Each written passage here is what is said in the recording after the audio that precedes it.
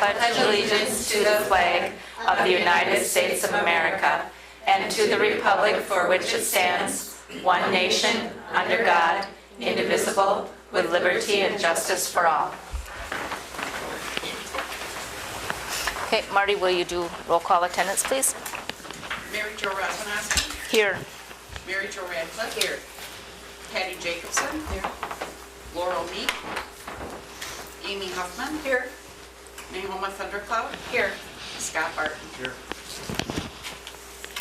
Okay. I'd like to make a motion to move board commendation and focus on purpose to be the first on the agenda so our kids can get a good night's sleep and our guests can leave if they would like to. Is there? Second. Thank you. All in favor say yes. Yes. Yes. Okay, we're here to honor Carl and Rhonda Holmquist tonight. All right, if you guys would come forward.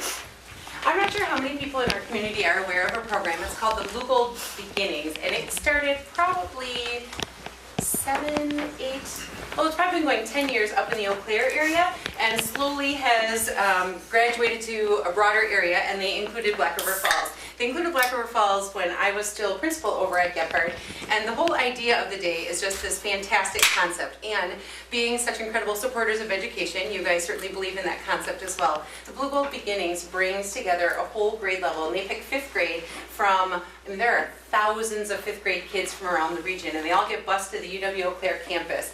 And they do a college-style pep rally where the kids are all part of it. The kids each get bright-colored t-shirts that say college bound on the back of them.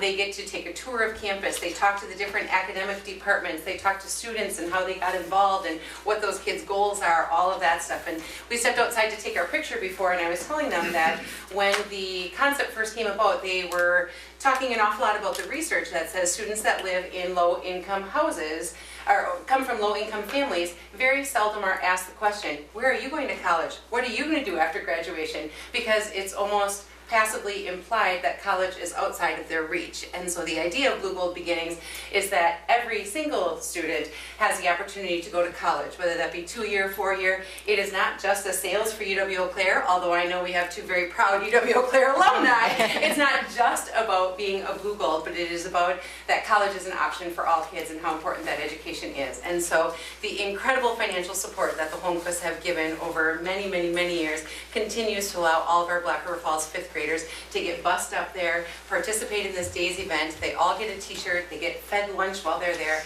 and that is all at 0 cost to our district because of incredibly generous donors such as the Holmquist. So we are so very, very, very appreciative of your support of this program for so long. So if we could please...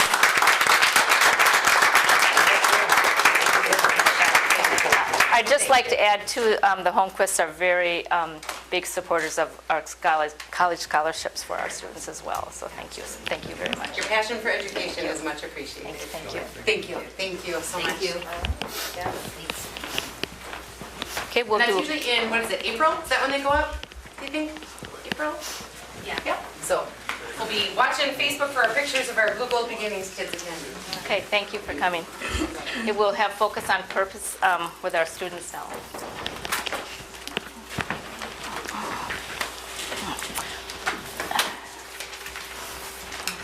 You guys need to talk into this.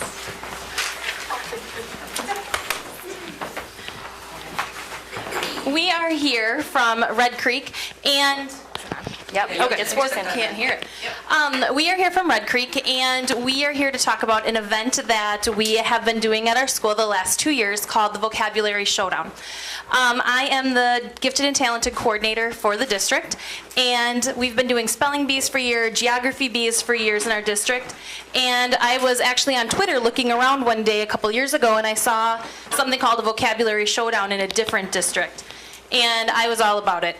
Spelling is great, but learning vocabulary and increasing the words that you have in your tool belt is super, super important. So I actually created an event for our students that uses vocabulary, and it's all in a quiz style.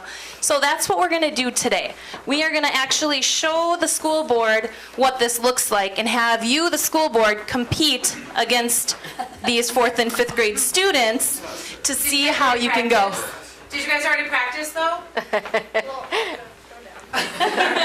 We already had our showdown for this year. We are going to have a regional competition coming up in a couple weeks, and Anna's going to be in it for sure. She knows that. And a surprise to the two boys is they are actually going to get to compete in the regional competition too. We weren't sure how we were going to make that work, but it's going to.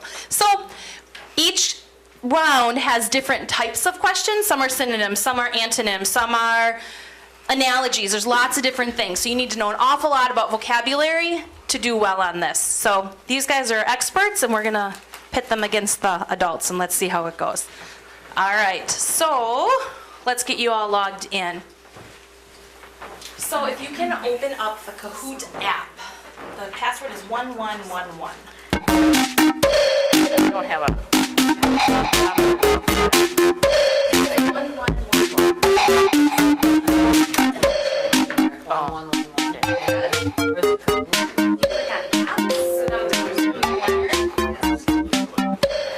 Scroll over once more. There we go. And Kahoot. Beautiful. Down on the bottom it says Action. There we go. There we go. Yep. Yep. And then that number on the screen. 31669.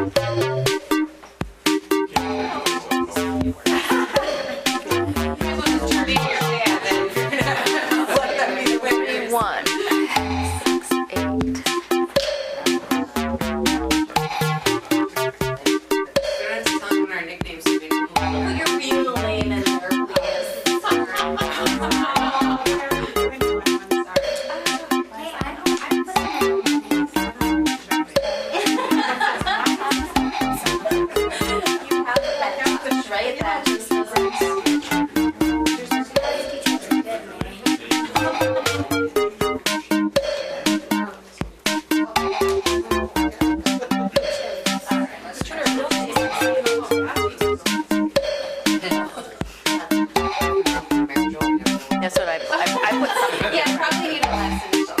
I put something.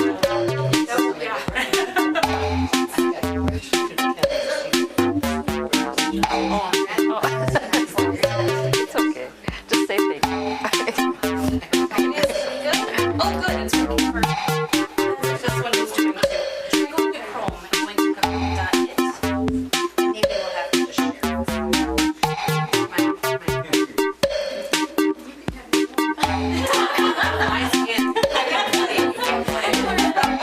Go for a second. Is everybody else good? Or you can choose the other way.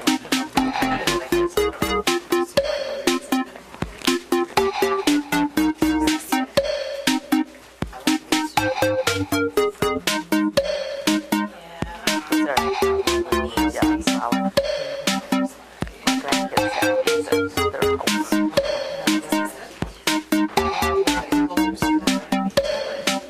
Amy and I are the only ones that's operating. Probably regret it.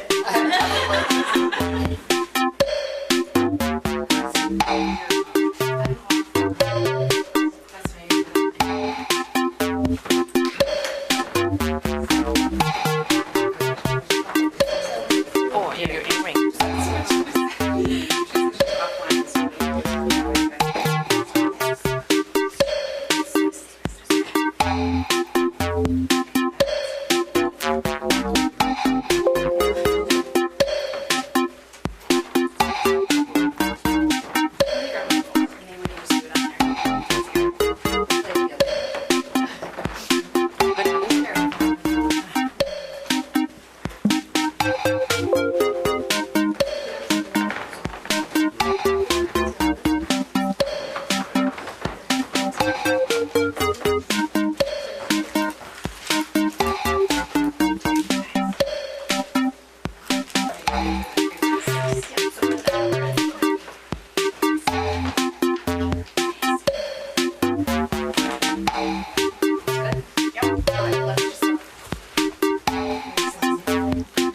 Yep, so type in your name.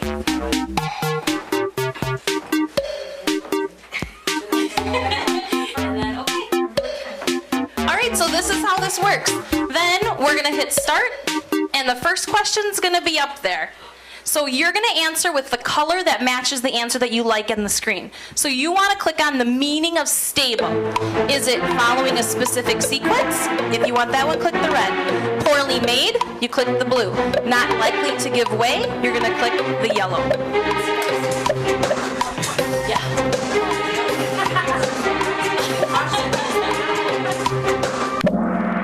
So 8 of you chose the correct answer, not likely to give way. If we click next, it says who was the fastest. Look at that, Ari Rukavina, beating all the adults. Love it. All right, here we go. Next, what is the meaning of the word transitory? Not temporary, not changeable, not permanent.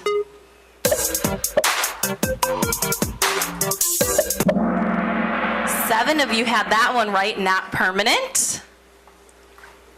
Go Tigers, who's that? It's a mystery. I think it's your partner in crime over there. All right, so round two is different. So first you have to click this. So you ready for round 2? They're all correct answers.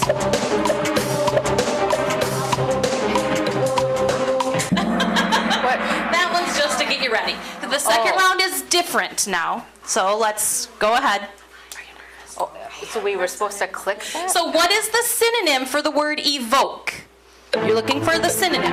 Kindle, slumber, or lose.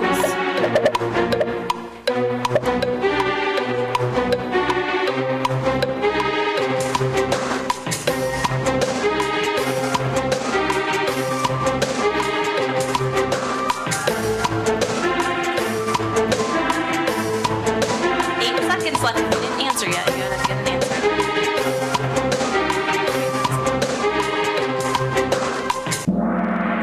So 7 of you had that one right. Kindle was the correct answer. So the next one, let's see who's in the lead. Oh boy. All right, now we have another synonym question. What is a synonym for imperative? Submissive, optional, or crucial? For imperative.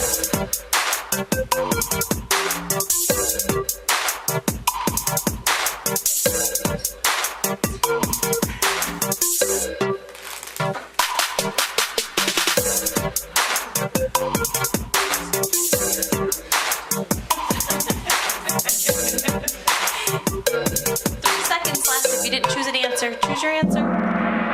8 of you had that right. Crucial. Yay. All right. Ooh, look at that. Reese, you're still on there. All right. Are you ready for round 3? Here's where you have to answer yes. Everybody answers yes. And Laura, we'll probably just skip that. It says skip. All right. Keep going. Now we're doing antonyms. Which is an antonym for realistic? Impractical, pragmatic, feasible.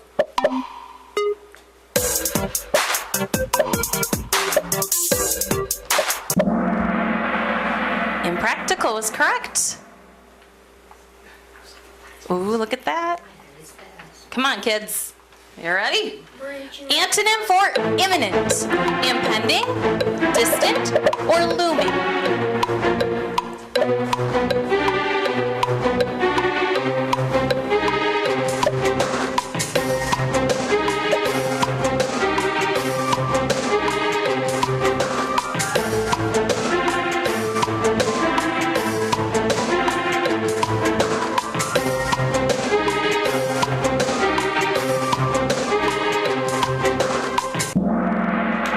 Distant. Only 6 of you had that one right. Let's see how that affected the scores.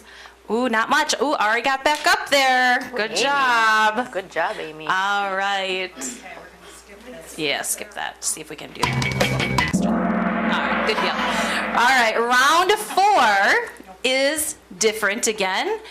Fill in the blank. He blank that something must be wrong.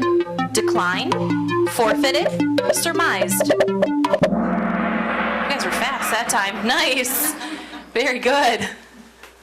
Ooh, 3 in a row. You got a streak. Way to go, go Tiger. Due to his blank nature, he always chose the safest route. Dauntless, pragmatic, sanguine.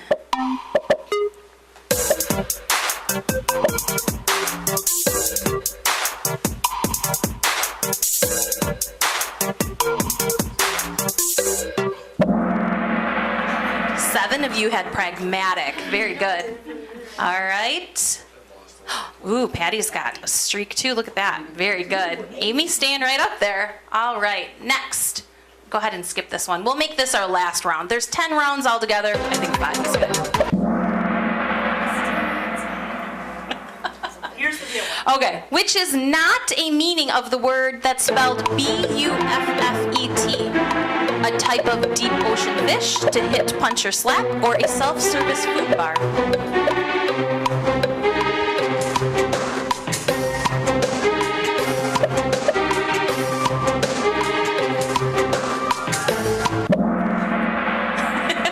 All right, very good. Let's see. Ooh, looks good. All right, last question we'll do. Which is not a meaning of the word spelled D-E-S-E-R-T. A sweetened treat, to leave, or a hot, arid region.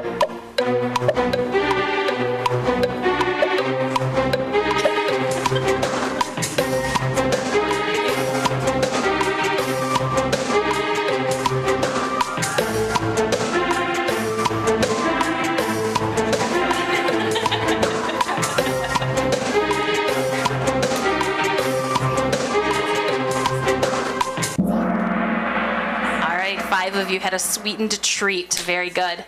So it looks like the winner was Amy. Very good. Amy.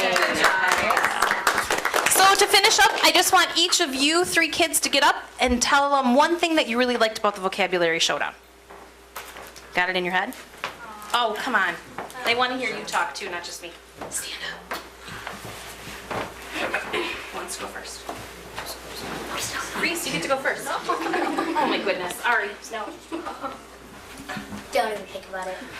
Okay, they don't want to say anything. So, thanks for having us tonight. Thank you very much. Thank you. Thank you, guys. Good luck. When is the competition that they get to move on Next from? week, I think, or the week after, one of those two. Good luck. They just go off. I'll send this people eventually. Have you played Kahoot before? No. Yeah. No. With different Come on. subjects, of course. But, okay. Okay. Thank you. We'll let you get on so you get Thanks to for coming school. tonight. School next day. Okay, thanks. Okay, we're now at the public comment time of the board meeting. Is there anyone who would like to address the board about something that's not on the agenda? I understand that some of you are here to discuss breaks. Is that correct? Okay, I'm going to ask Dr. Severson and Mr. Chambers just for a background about how we got to this point, okay? Thank you.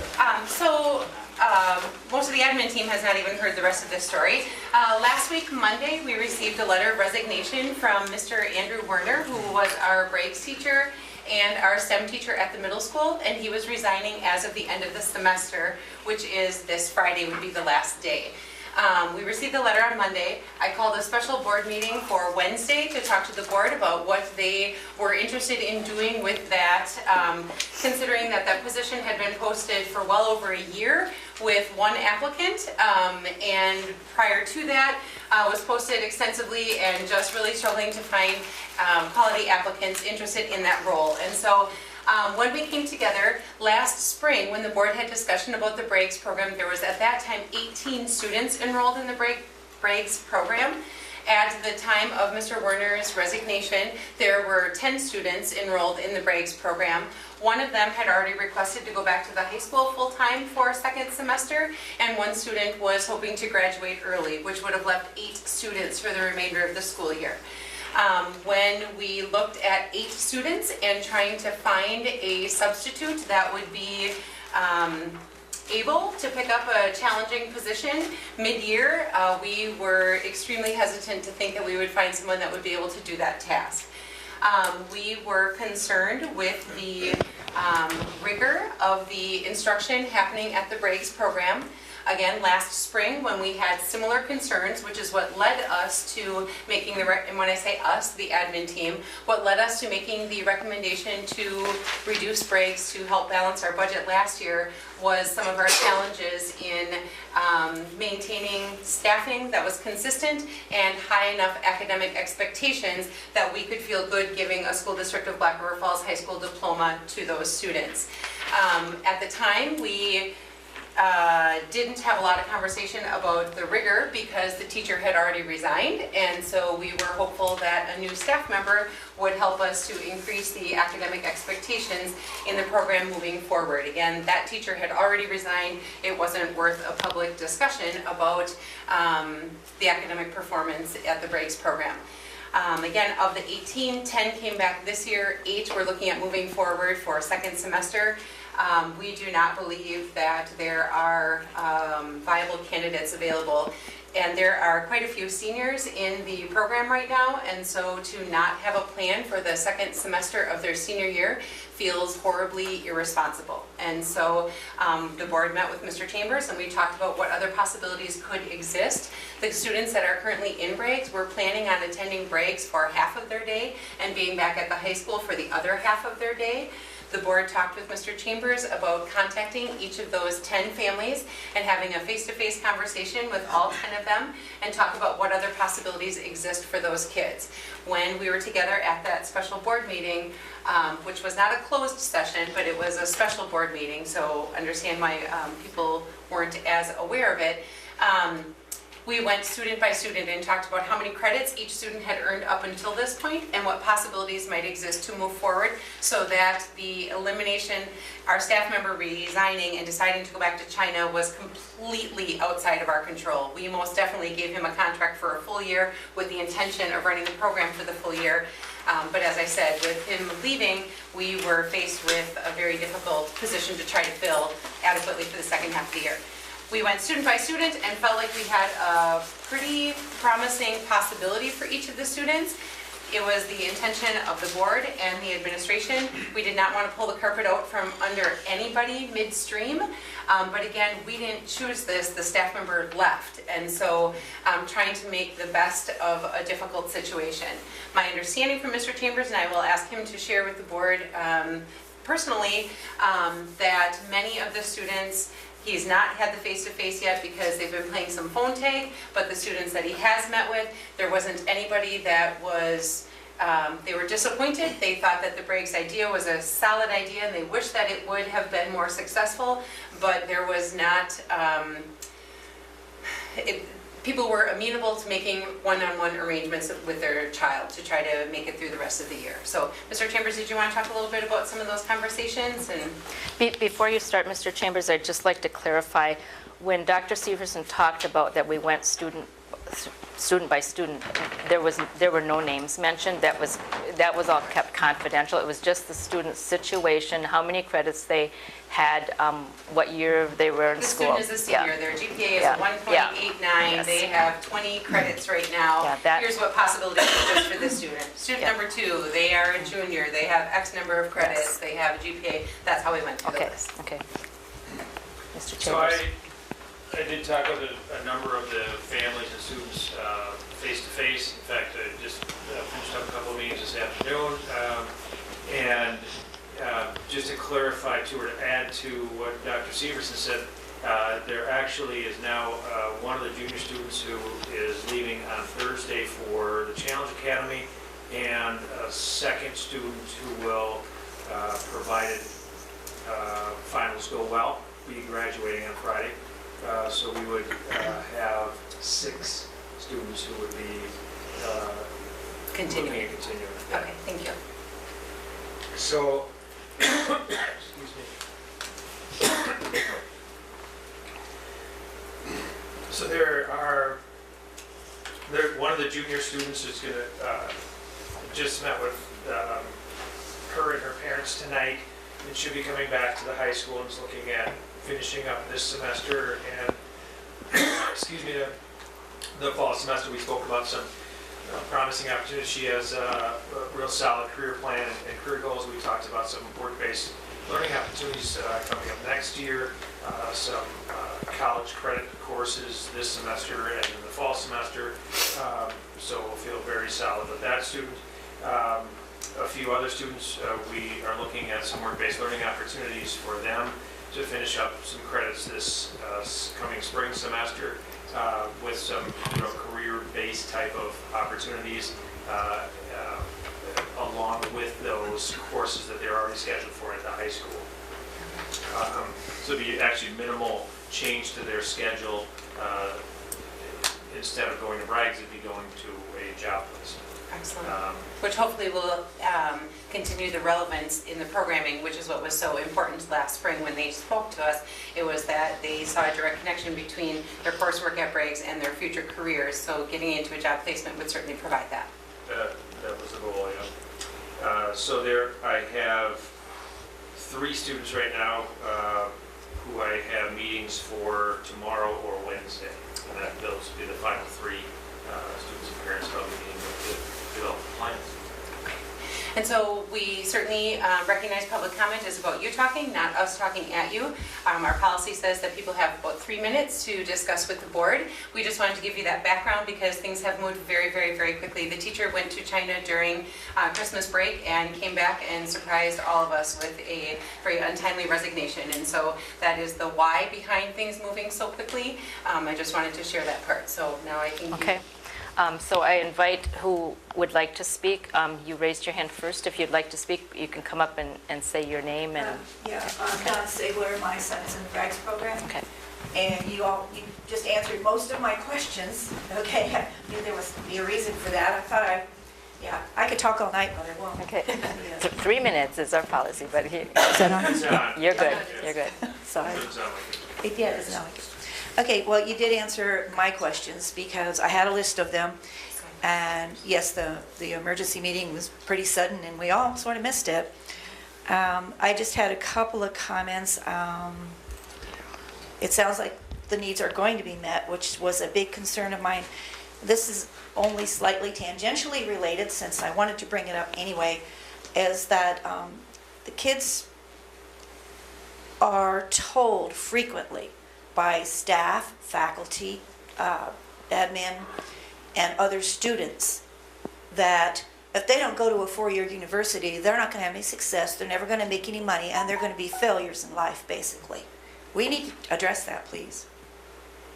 if you could tell me a staff member who uttered those words, I would absolutely jump all over that, because that is most definitely not the They're told communications we all intend. day long that if they don't go to university, they're not going to amount to anything because they're not going to get a good job.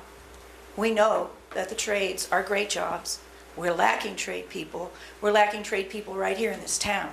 And if we don't do something to support the kids that are following trades, they're just not going to do it. Which is why that work-based learning will be That was why outstanding it was there. opportunities for them. Mhm. Okay? I'd like to just respond to, on behalf of the board, we have adopted unanimously redefining readiness and college, career, and life ready, and that's what we're about, to individualize every student's path. So that's what our board stands for, and that's what our district is. Okay, well, promoting. eventually that'll trickle out to the kids then. But I'd like to add too that that's something that the high school has been doing a lot with for the past 12 years. If you look at the things that have happened in the high school with the Welding Skills Institute, with the creation of BRAGs, with the individualization of programming and opportunities for kids. We had up at the Skyline today, several of our business teachers took their students up to have a luncheon with mentors from different businesses to expose them to different business opportunities. We have a career coordinator in the district who is connecting students with businesses and going out and connecting businesses with education. We have a tremendous amount of educational opportunities for students who are going into trades, who are looking at certificates and stacking certificates to earning associate's degrees and moving on from there to earn whatever degree or certification and skills that they need to fill the jobs that we have in our community and that we have in our state. So I take offense to the statement that they're hearing that all day long, that they're not worthy if they don't have a 4-year degree. That is absolutely not the message that I am sending, and it's absolutely not the message that I'm asking my staff to send. So if that does happen, please let me know. I'll do it. I'll do that. Where are we? Okay. Like I said, everything else has really pretty much been covered. It's really egregious that Mr. Warner did that to us. It's not a good example for kids to know that regardless of whether you have a contract or not, you can just ignore that and you can go on because you had a personal crisis of personal life change or wanted one.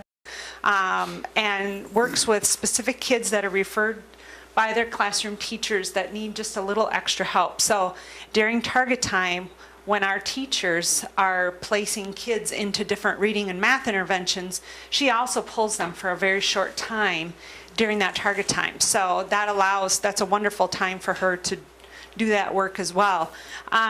Sometimes that leads to more individual conversations with certain kids based on those conversations. We also have the Tiger Pride lessons. Those were developed by Jake Dulkey. He was a former second grade teacher. He took these practices, he used them with his varsity baseball team here in Black River Falls based on the work of Brian Kane, and adapted it for his second grade classroom. So he created those and we expanded it to school-wide, and now we've adapted that at Red Creek.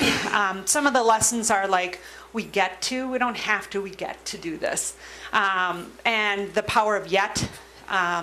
Kids are like, I can't do this or I can't do that, or, yet you will, and we'll keep working on it.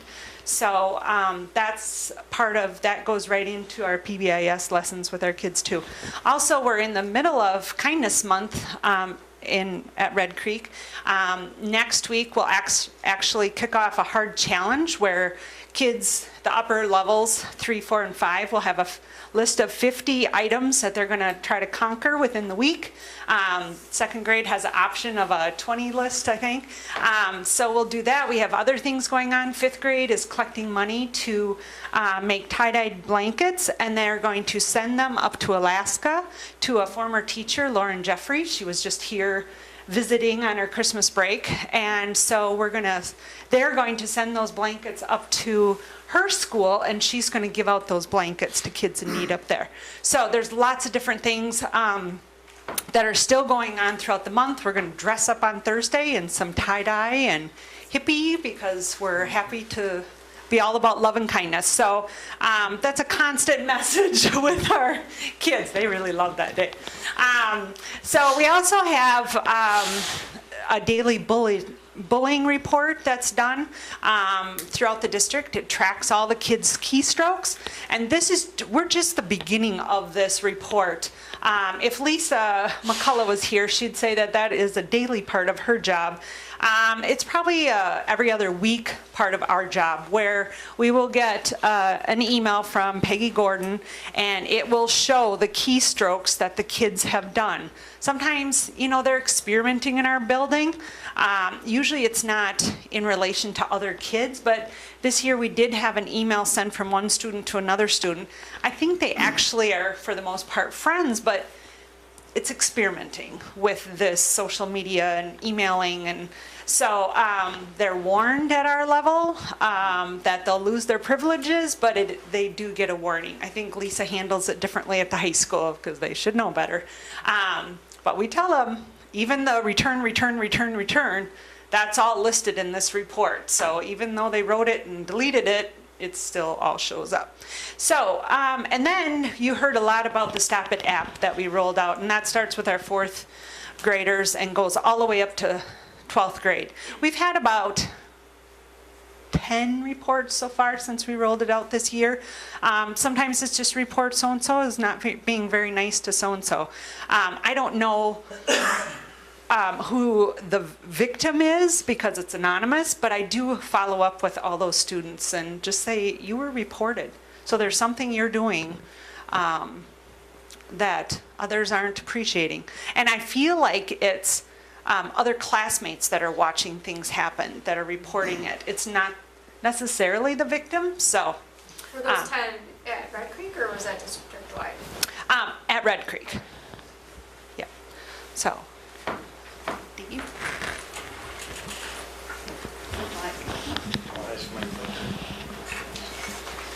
Hey, good evening, everyone. I wanted to show you these projects that last month I mentioned that Mr. Stemper's 8th grade tech ed class had come up with the idea of making some toys, some projects to donate to a worthy cause, and this is what they came up with. They also had a big long fishing pole, but I was afraid I'd trip on it or break it or something. They had a wooden fishing pole with a magnet on the end, which is kind of cool. So Brian told me today that these projects are on their way to an orphanage in Africa. And I don't know how he came up with the organization, or, I can only imagine all the paperwork that's involved in something like that. Nonetheless, I think it's really good that, and Brian does too, that the kids are able to know that something they created with their own hands is going to other youngsters who don't have anything. And so that's kind of a neat thing. So, tiger shout out to Brian Stemper for that. And like Laura and Chad said, there is a lot of overlap here as we try to systemically address bullying issues at the middle school. The first line of defense are probably the kids themselves, the ones that see it and hear it going on. And quite frankly, they really don't know the difference between bullying, like Laura said, in a mean act. What is the difference? It really doesn't matter, because when it comes to the adults, we sort all that out. And we talk to the victim or the reporter, and then the alleged mean person or bully, and if necessary, get the parents involved. So it's really important, I stress to parents, that they communicate with their student, with their child, and the same thing with the teachers and the aides. Even if they suspect something is going on, they address it. They don't just throw everything on my desk, but they try to dig into it first and find out what's going on. And oftentimes it does get up to my desk, and I'll do some mediation or some fact-finding, talking to students and parents, and sometimes some mediation among kids. And I'm not naive enough, I don't think anybody here is to believe that we're ever going to totally stomp out bullying. But I think if kids know that we're doing something about it, and interestingly enough, when I ask a student, because it's on one of those questions that we ask in the interview, what would you like to see happen, or what would you like to see done? And the kid will say, well, what do you mean? I said, well, you think I should call the police? Should I kick him out of school? How about ISS? What about a detention? And more often than not, it's something like, well, no, I think you should just talk to him and tell him to stop. They're kind of neat that way. They're very forgiving. They want it to stop, yet they don't want to cut off the kid's pinky finger because of a mean act or even repetitive bullying. But there certainly are situations where it rises to the level, and it can cause some emotional harm, if not physical harm, to students. Typically, we look at 3 areas. The acronym AIR. AIR. Is it aggressive? Is it intentional to cause physical or mental or emotional harm? And is it repetitive? Is it a one-time act, or is this taking place, 2-3 times over the course of a day, a week, a month? That kind of lets us know where it lands in the whole realm of are we getting into the bullying policy itself. So really nothing drastically different at the middle school. I will add that, like Laura said, we have the Stop It app, and we've tried to advertise that, put school messenger out to parents, get posters up around school. I even addressed each grade level over the PA during lunch, where you can stand there and talk to them and answer questions. And I would say I've probably gotten 20 or 30 at the most. And some of them are just testing the waters. Hey, did you read this? I liked your tie today. whatever, sometimes it might be staff members too, because I told them, I said, download this app so they can take a look at it and see what it's like, so I had a few staff members messing with me, but I think it's important to know that kids do have an anonymous way of reporting, and I think the longer we have it, hopefully the more it picks up, so we can address some really serious and some severe things. Like Laura had mentioned too, this bullying report, it comes in every morning about 2 a.m. Not that it wakes me up at 2 in the morning, but you can see the next morning when it's generated. And key words are identified, words like cutting or hurt you, or sometimes some words are misspelled and they accidentally come up and you can weed those out.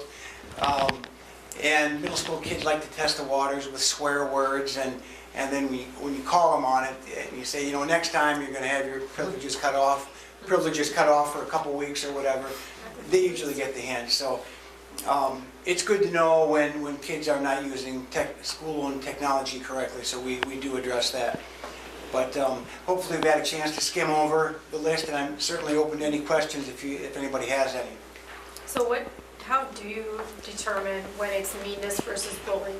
Are you using that aggressive and intentional repetitive to define that, or, how do you know otherwise when? Good question. We look at those 3 points. Is it aggressive, is it intentional, and is it repetitive? And through interviews with the alleged bullier, the victim, and parents and teachers and other students, you can draw, I think, a better conclusion or a better picture of what actually is going on.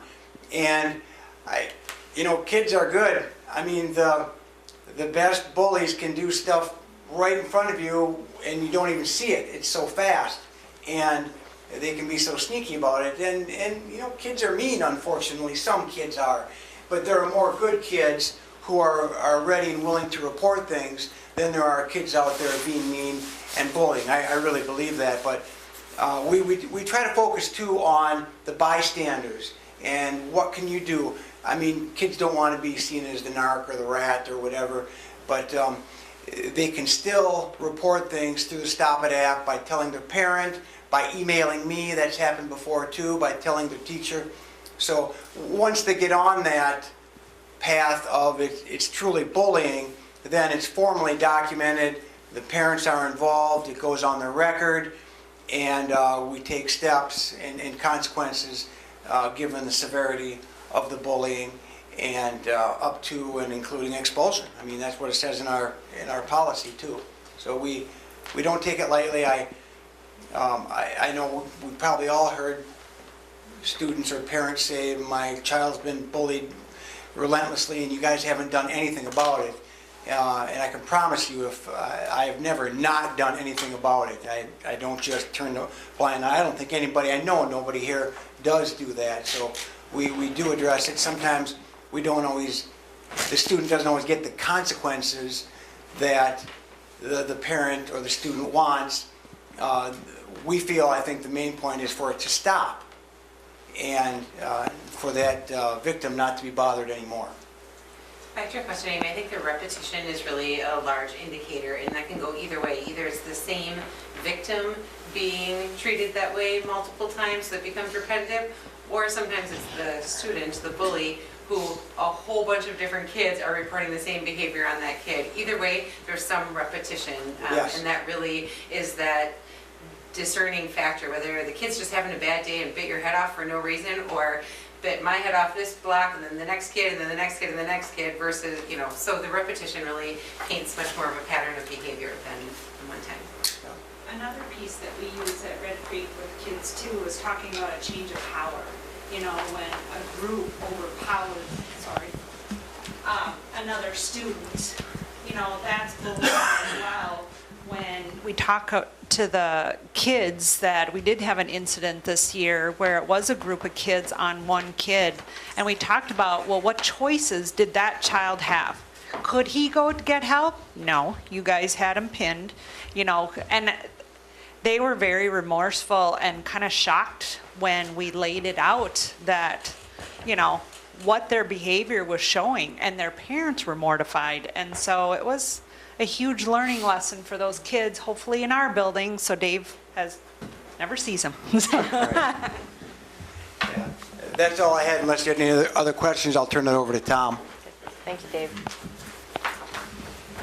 All right, I'm standing in for Lisa tonight, so hopefully, She's a very, very, very sick little one. yeah, extremely ill young lad. Let's see, am I going the right way or am I going the wrong way? Going the wrong way. There we go. All right, as has been mentioned before, the October National Bullying Prevention Awareness Month, we have various announcements and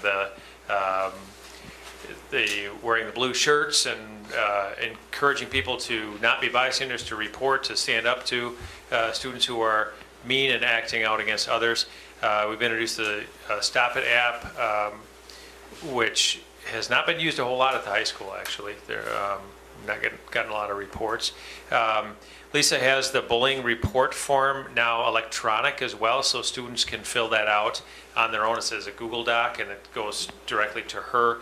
She'll sit down with students and fill it out either on paper or electronically. So for her, it's the idea of giving students options and ways to report things and to let us know in the office when something like this is happening.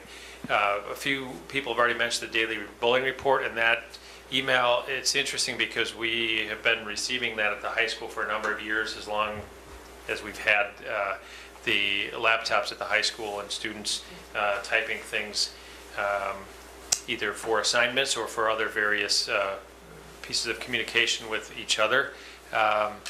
And those reports were at times very long. There were quite a few students that were being flagged on there. And so last year, Lisa decided, rather than her trying to follow up on every single one of these situations, she put that out to the advisors. And so each morning she would put together a list of the students. She would go through and make sure that those students who misspelled certain words weren't sent to the advisors, but anyone who was a legitimate violation of the acceptable use was sent to the advisor, and the advisor sat down, had a conversation with that student, and then entered a referral into EduClimber. It was amazing how quickly kids found out or decided that, hey, it's probably not correct etiquette to use the school laptop, their business equipment, to have those kinds of conversations and to say those things. So we have actually very little of that happening this year. Lisa wanted me to kind of emphasize the amount of issues that happen at the high school with bullying related to social media and related to things that happen outside of the school day but then are brought into the school either because that's coming in on the student's phone or with the students coming in after an evening of things showing up on their social media feed that they then bring into the school to confront that person or persons, and that oftentimes it's very difficult to differentiate between things that are going on in the school versus things that are going on outside of school, and where our authority level or authority for those things lies. And we tend to look at it from the aspect of if it interrupts the learning process, if it interrupts what's happening in the classrooms and in the school, where it's stopping or getting in the way of the learning, that's when we get involved. So that's not a real black and white kind of a line, but it's something that we can look at. And one example I'll give you was a student had sent a number of messages back and forth recently, and then at the end of it put the emoticons with several fists, that they're going to take care of this situation. Well, that was, in our estimation, a threat, and so we intervened in that situation, and there were consequences for the student involved. So a lot of this comes down to the kind of teaching that starts in the lower levels and continues on up with us of how to tell students to be able to block people, to unfriend people who maybe really aren't your friends, or were yesterday and maybe might be next week, but not right now, and how to take care of those kinds of things so that you are able to get away from getting yourself pulled into that kind of a situation. This year we introduced a new cell phone policy. Very simply, we call it off and away. Cell phones are to be turned off and not to be visible during class time. It's been implemented quite consistently, not 100% consistently, but quite consistently, and it's made a big difference. We've heard from students as well as some parents, some teachers, that it's made a big difference in the level of distraction in the classroom. There have been some concerns about it, but generally from those students who have violated it. So it must be working. From the parents who are disappointed they can't text their kid during the day. I received that phone call last week. Well, I was going to text them to tell them where I was going to be after school. Yeah. They'll read it after school, I guess. Yeah, they can read it at lunchtime, they can read it after school. Yeah. So, any questions for the high school?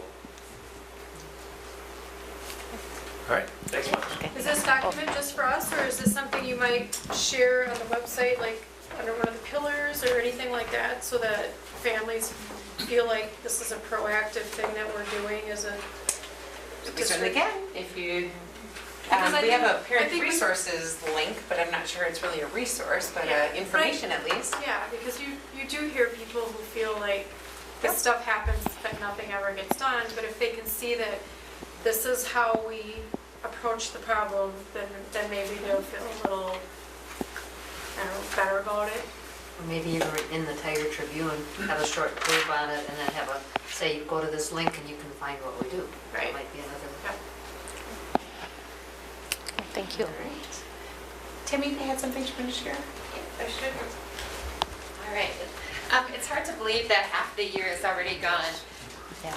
When we started the Nexus program this year, our whole goal was to revamp that program so it was a project-based program. And with the help of the two instructors, they've been working to teach our students a lot about the trades. Both of them are good at different things, but it was to teach them a lot about the different trades. And so throughout the course of the year, they've been building different projects and working on different elements of the building. They've taken them on field trips to local businesses. So we're trying to expose the students. When you talk about college and career ready, we're trying to make sure that they have those options and know what those options are out in the community for them. So we've been going on field trips out in the community, and their projects have been getting better, and we're at a point right now where the goal, the dream at the start of this program was to build a gazebo. This was Brad and Steve and I, kind of our pipe dream, is that this year at the end of the school year, by the end of June, that we would build a gazebo and that we would have flower and vegetable gardens. Mine wasn't flower and vegetable gardens, that was the guys, because I seem to kill everything that I grow. So they wanted to build those. And so we're at a point now where the students are starting to draw designs and starting to work on designs, which is super cool, because not only are they building, now they're drawing designs and working on that whole aspect of being able to take that, their design, and making it. And so it's just kind of cool to see. So making sure that they have those options of what they could do, because some of them are starting to talk about, what am I going to do when I graduate? It is so cool to hear them say when I graduate, because for some of them when we started the program, it wasn't. It was just, I'm going to bide my time and be here. And now they're talking about when I graduate, what could I do? And so listening to those options has been super cool.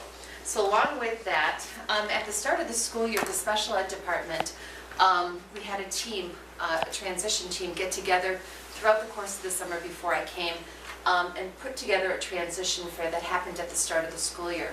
We had it over at the high school commons. It was the first day when they were handing out computers and different things, and we had 15 different vendors there. Along with the vendors, there were different presentations put on by the Department of Voc Rehab, and the hospital was there, the Lund Center was there, Western Technical College was there. So there were 15 different things that people could walk around, get information about, and it was super cool. But after we had that presentation, and after that evening, the group got together and tried to talk about how could we get a better turnout, because the turnout really wasn't what we had hoped it would be. We were hoping for more people. We sent out things to all of our middle school and high school students, and so we're going to do it again coming up on February 19th. We have two teachers from the high school, Connie Halstead and Chris Holney, who are part of the committee that spearheaded. We're putting it on in conjunction with the Alma Center Humbird, Maryland School District. So the two school districts are putting it on. It'll be here on February 19th in the evening from 5 to 7. We're going to have a vendor fair again. Here's flyers for you to have, but we're going to put on a vendor fair again and hope that we have a good turnout. We're sending it out tomorrow to all of our middle and high school parents, special ed students. We're hoping that the other school districts do the same thing. And we hope that we have a great turnout because again, when you look at what are those options for students after they graduate from high school, these are some great options. The technical college presents some options. We have other options for those students. And so we try to connect our students with the Department of Voc Rehab as soon as possible. Again, sometimes those waiting lists, I've been in districts where the waiting list for DVR has been like 300 deep. So we want to get our students actively involved as soon as possible. And we're lucky. We have a very good DVR counselor in this area who comes to our school district a couple times a month. And actually is in the school, meets with the parents and works with the students. So we're making those connections already. So spread the word. We're hoping to have a great vendor fair, transition fair, and I hope that you're there as well. So thank you. Thank you. I have one other announcement that I forgot. Ashley Free the Arts, perhaps you remember in August, that is the large fundraiser over in Arcadia. Different organizations throughout our school participated and raised $5,000 from the Ashley for the Arts organization. And tonight is the night that they're awarding the big check. And they, along with the big check, they also do a humanitarian award. And Joan and Peter Huffman were our nominees for the humanitarian award. And so, unfortunately, it was happening at halftime of the boys varsity game, probably right about now. So that is happening across town, but we're also very appreciative of that. As we transition into the next agenda item, I just, because it is WASD, I just want to make sure that everyone knew, I'm not sure the whole admin team knows, but this week is the Joint State Education Convention down in Milwaukee, and on Thursday, Mary Jo Rosmanowski will be seated as the president of WASB, and so she will be speaking to a crowd of over 2,000 conference attendees representing the school district of Black River Falls and the entire WASB. So we are incredibly, incredibly proud of her leadership in that area and the way that she will represent our district. So thank you. That's exciting for her on Thursday. I will add, though, in Wisconsin, it's very unique that we have a joint education conference like this, where all school board members from Wisconsin of 422 school districts who are all members gather, and district administrators, business officials in building and grounds, and other leaders. So, I mean, Wisconsin has been leading a collaborative way all along, and other states really look to our convention as a model. And having the opportunity to go to national convention with WASB representing Wisconsin, our convention is better in many, many ways than the nationals even. So I am really proud. WASB will be 100 years old in 2 years. And so, I mean, Wisconsin has really has a history of strong leadership. So thank you. I expressed to you guys before in writing too that I couldn't have pursued this or let it happen. I kind of just put myself where I could have the most influence, and it's just kind of fallen into place, but I couldn't have done it if our school district hadn't been in such good shape. And everyone looks to Black River Falls as a model school district that works collaboratively together, and we have great leadership and great students and a great community. So thank you. Thank you. It'll be an honor. So thank you. So we have 5 board members going down and other staff, and so it should be a good conference. So. And hopefully no icy roads to contend with, and no faulty emails. And Okay. Okay, is there anything else for future agenda? We've got a few things. I think we got an announcement. Pardon? Yes, Oh. sorry, I didn't want to forget to invite all of you. Coming up on January 26th from 6 to 9, there is a storytelling event that is kicking off the Heritage Preservation Group out at the Nation. It'll be held right behind the tribal office building. And please add any other details that you see fit in Nahoma. But the next day is their winter camp, which they had huge reviews last year. And they are talking about trying to incorporate in this event to get more students there, to do it during the school day and involve maybe the middle school mini courses next year. So to try to get more students involved. So if you're free and available, come on over. Okay, very nice. And this is so cool. And they're just starting, every season they're having camps, the traditional Ho-Chunk way of life and kind of how that goes into modern day as well. But when we talk about icebreaker culture, it's so easy to talk about food and dance and dress, but these are kind of the things that are underneath the water that kind of have more meaning. So you can see more of the family unit, you can see more of how activities break down into different clan structures and kind of the things that you're not gonna see just out in the open, so. Okay, You're thank you. welcome to attend. Thank you. Thank you. Okay, with that, the school board, I make a motion that the school board adjourn to closed session pursuant Wisconsin statute 19.85, paren 1, paren C, E, for the purpose of discussing administrative contract renewals. Marty, will you do roll call to go along with this? Mary Jo Rasmussen? Yes. Mary Jo Radcliffe? Yes. Amy Huffman? Yes. Patty Jacobson? Yes. Scott Barton? Yes. Nahoma Thundercloud? Yes. Okay, we are going to close session. We'll take about a 5 to 10 minute break. That you could just say, oh, well, that's out the window. But anyway, I I appreciate you being willing to listen to the answers because we recognize how abrupt it all feels. I mean, truthfully, it was, not how we would have preferred to do business. It really was not. So we do apologize for it. And particularly, I know Mr. Chambers was unable to reach you. Yes. I'm sure that you were in a large state of unrest before you heard the answers. So I'm sorry that you got so upset before you were able to. Truthfully, that's not the way we prefer to do business. So I'm sorry that the situation even came up. Okay, well, I get that, and I apologize for coming in on my high horse, All good. All good. Ride whatever horse you want. It's all good. as long as we come to some agreement. All right, well, thank you. And as a board, when Dr. Severson contacted me about this situation, I mean, to respond immediately was what we needed to do and not wait until Monday, today. So I appreciate the willingness of the administration to tackle it immediately. The reason we didn't want to wait is because we wanted them to have more time to talk to families before the end of the semester. So that was the whole backstory. Hi, my name's Quentin Baum. My daughter Ariana is in Braggs now. My son graduated last year, the year before, out of Braggs. I also have another younger son. He is a freshman, and he is bound set that he wants to be in Braggs. He's been wanting to be in Braggs since my oldest son went through it. Last year when Braggs come on the cut list, everybody was up for it. I mean, I got on the radio myself and we pushed it through. We got a lot of feedback and it actually surprised me, not just people that have kids in Braggs, but people that they haven't had kids in school for many years, and they've seen what the Braggs does, and they want it going too.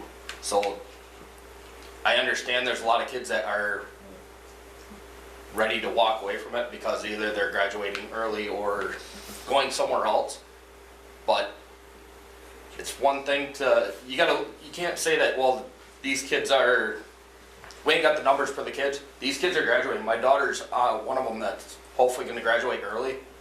To me, that's A+. I think that's great if they can get out of it early. I mean, she's got a job on the side plus going to school. And if they can get out of school to go to work in the workforce, to me, that's better yet. And I just want to say I appreciate you guys having, letting us keep Braggs another year and keep it going, but it needs to go. There is a lot of feedback, and when it come up that, the teacher is going, I mean, everybody has their things that, they want to come up and talk about it, but, it's got to go. I mean, it does. I wish this was here when I was in school, I really do. And as I met with Mr. Chambers this morning, I told him if I had a certificate, I'd go teach us. Because I'm 100% behind it. And another thing is, when my oldest son went through it, the day he told me that he was going into Bragg's, I told him there's absolutely no way you're doing it. Because it's a slough off, it's nothing. And he turned around and I said, all right, fine, you can do it, but if I find out you're messing around on school time, you're doing this, you're doing that, I'll pull you out and I'll walk you back into that school myself. And he would have been here tonight, but he's working at the sand mine. But Bragg's is one thing that needs to stay in this community. And as me and Mr. Chambers and my wife had our meeting today, we had a nice meeting, and as we were saying, there needs to be more what the Bragg's has to do with the community, as in, we got all the snow, they can, hey, go out and walk down the sidewalk, find someone that needs their sidewalk shoveled or their driveway shoveled. I mean, I lived in Brockway, that's what I grew up doing, that was my part-time job. And just to help out. And, give them a flyer, hey, you don't owe us anything, just put a flyer in your window saying, hey, we support Bragg's system. So, that's all I'd like to say, and, I appreciate you guys having us, and I wish more people would be here, because I know a lot of them, stuff comes up, and a lot of people don't realize when the school board meetings are. Actually, I found out this morning. So. And unfortunately, with our staffing situation, it isn't even really a matter of advocacy. I mean, it wasn't our intention, it's who is going to do it. And so I appreciate that. I hope that while it may look different, that we have talked about, does Bragg's have to be an off-site program so that it looks like an alt-ed school, or could it be multiple blocks within a student schedule at the high school at some point? So the idea of project-based and that direct relevance to their interests and possible future career, just because it's not called Bragg's at the Gephardt School doesn't mean that idea can't continue. And so I really do appreciate clearly you feel very strongly, and I would just add that your kids have been successful with the program because of the support that you have also provided. That's a two-way street for sure. Well, we appreciate you. A lot goes in with the teachers too. I mean, I went to school here, and the school has changed a lot. And as far as the comment, as you said, that the teachers pushed, if you ain't got that 4-year, that's the way it was when I was there. I was told straight out, if you don't graduate, you don't have a 4-year. I'll tell you right now, I quit school when I was 16. But I've had more jobs and made more money when I was 16.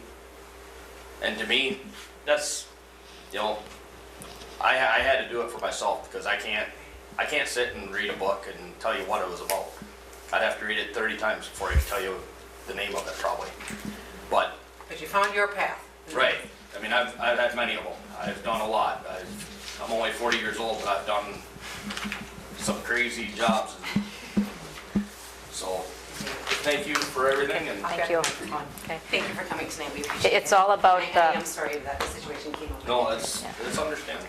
And we fully support individualized path of success for every single student, and I thank you that that's what we're about, is to make sure every student has the learning opportunities for success. So. Yep. And that's what it should be. And sometimes there's adjustments that have to be made, and I too am a parent of a student that happened with in this school that went on to be a very successful person who was a non-reader. So thank you. Yep. Thank you. Okay, is there anyone else who would like to comment? Okay, thank you. We'll move on to gifts and grants.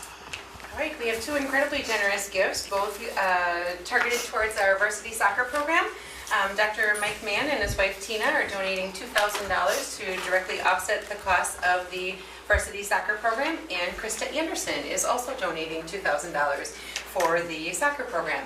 If you recall, soccer is actually paid for by the Jackson County Youth Soccer, so the district does not have dollars invested into it, but these individuals have chosen to make donations to the district so that we bill less out to their youth organization, and so that extreme generosity is very much appreciated. Okay, anyone have any questions about the gifts and grants? Is there a motion to approve? Make a motion to approve the gifts and grants presented. I'll second. Thank you. All in favor say yes. Yes. Yes, opposed. Okay, calendar. All right. You saw in your packet the school year calendar. We had talked about it briefly last month. We are continuing with our Friday 1 hour early releases is our plan. We have added another full professional development day, trying to spread them out equally throughout the school year. While the Friday PLC time is extremely popular, we have teachers that are upset when our week ends on like a Thursday, there's no school Friday, and they don't get that PLC time, and we say, what a great problem to have, that you are finding such meaning in those discussions that you miss it when it doesn't happen, so that is great. The additional full professional development day, there's been so much work done at the high school with the ACT alignment of the curriculum. They've had outside speakers come in. There is just so much professional development always on the wish list and never enough time to do it. And so continuously when we ask teachers what their greatest need is, it is time, which is a great thing because time we can provide easier than money. So we added another full professional development day into the calendar for next year. We did not put this out to a vote, as we talked about briefly, with the state saying that we can't start before Labor Day. That means September 4th. We can't start before September 1, pardon me. Where Labor Day falls, that means the 4th is the first day of school, and then everything just gets pretty congested. When we surveyed parents 2 years ago, we overwhelmingly got that people appreciated 3-day weekends every once in a while. They liked any time off associated with a weekend so that they could choose to travel or not, but have all those days consecutively.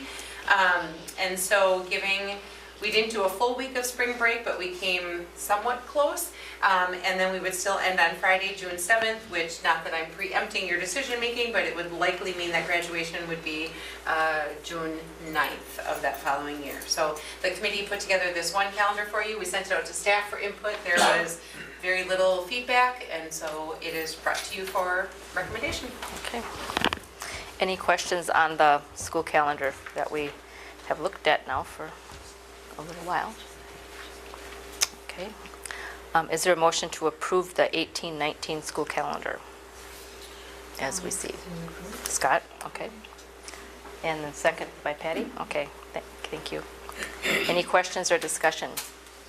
When will the graduation date be set?